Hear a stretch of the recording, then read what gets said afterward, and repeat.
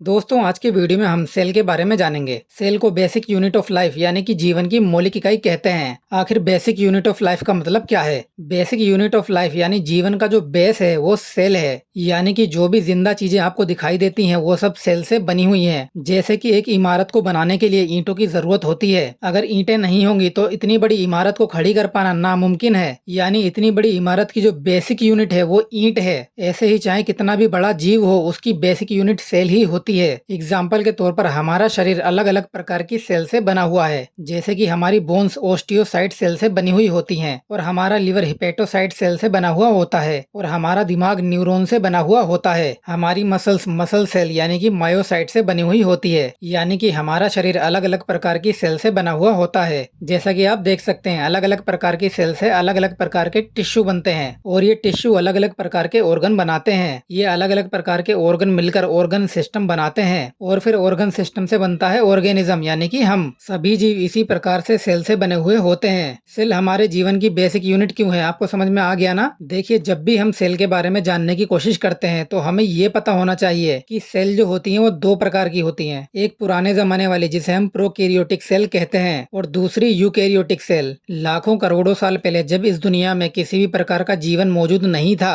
तो सबसे पहले जो वजूद में आई वो प्रोकैरियोटिक सेल थी और ये प्रोकैरियोटिक सेल लाखों सालों तक विकसित होती रही और फिर इसी प्रोकैरियोटिक सेल की मदद से प्रोकैरियोट्स वजूद में आए और फिर यही प्रोकैरियोटिक सेल लाखों करोड़ों सालों तक विकसित होती रही और फिर ये प्रोकैरियोटिक सेल इतनी ज्यादा एडवांस विकसित हुई कि इसकी मदद से यूकैरियोटिक सेल वजूद में आई और फिर जब ये एडवांस यूकैरियोटिक सेल वजूद में आई तो इसने ही धीरे धीरे लाखों करोड़ों सालों में असली जीवन की फॉर्मेशन की और इसी सेल की मदद से पेड़ पौधे जीव जंतु सभी वजूद में आए। दोस्तों आपको सेल के बारे में तो पता चल गया कि कैसे जीवन की फॉर्मेशन हुई। अगर सेल नहीं तो हम भी नहीं। तो चलिए अब प्रोकैरियोटिक सेल और यूकैरियोटिक सेल के बारे में थोड़ा और जानते हैं। जो प्रोकैरियोटिक सेल होती हैं वो एकदम सिंपल सरल होती हैं। इनमें कुछ भी एडवांसमेंट नहीं पाया जाता है। जैसा कि आप देख सकते हैं इनमें थोड़ी बहुत चीजें ही पाई जाती हैं जिनकी मदद से ये सर्वाइव करती हैं। जैसे कि आप बैक्टीरिया को देख लीजिए, ये कितना सिंपल और सरल है क्योंकि ये प्रोकैरियोटिक सेल से बना हुआ एक प्रोकैरियोट है। लेकिन अगर आप यूकैरियोटिक सेल को देखते हैं तो देखकर घबरा जाते हैं, अरे भाई ये क्या है? दोस्तों यूकैरियोटिक सेल बहुत ज्यादा कॉम्प्लेक्स होती है, इसीलिए हम जैसे कॉम्प्लेक्स जीव वजूद में आए। और अब यूकैरियोटिक सेल को जरा ध्यान से समझिए। जैसे कि हमारी बॉडी के अंदर अलग अलग प्रकार के ऑर्गन पाए जाते हैं वैसे ही यूकैरियोटिक सेल के अंदर ऑर्गेनेल्स पाए जाते हैं और जैसे कि हमारी बॉडी के अंदर पाए जाने वाले अलग अलग ऑर्गन का अलग अलग काम होता है ऐसे ही यूकैरियोटिक सेल के अंदर पाए जाने वाले अलग अलग ऑर्गेनेल्स का अलग अलग काम होता है और इन ऑर्गेनेल्स को हम मेम्ब्रान बाउंड ऑर्गेनेल्स कहते हैं क्योंकि ये मेम्ब्रान के अंदर यानी कि एक लेयर के अंदर पाए जाते हैं। जैसे एग्जाम्पल के तौर पर माइटोकॉन्ड्रिया, गोल्जी अपरेटस, लाइसोसोम्स। दोस्तों जैसे हमारे स्टमक में एसिडिक मीडियम में खाने का डाइजेशन होता है वैसे ही यूकैरियोटिक सेल में पाए जाने वाले लाइसोसोम में एसिडिक मीडियम में फूड का डाइजेशन होता है और जैसे हमारे अंदर ब्रेन पाया जाता है जो कि पूरी बॉडी को मेंटेन रखता है वैसे ही यूकैरियोटिक सेल के अंदर न्यूक्लियस पाया जाता है जो पूरी सेल को मेंटेन रखता है। दोस्तों हमने इस वीडियो में बहुत बेसिक चीजों की बात की है। अगर ज्यादा जानना है तो कमेंट कर दीजिएगा।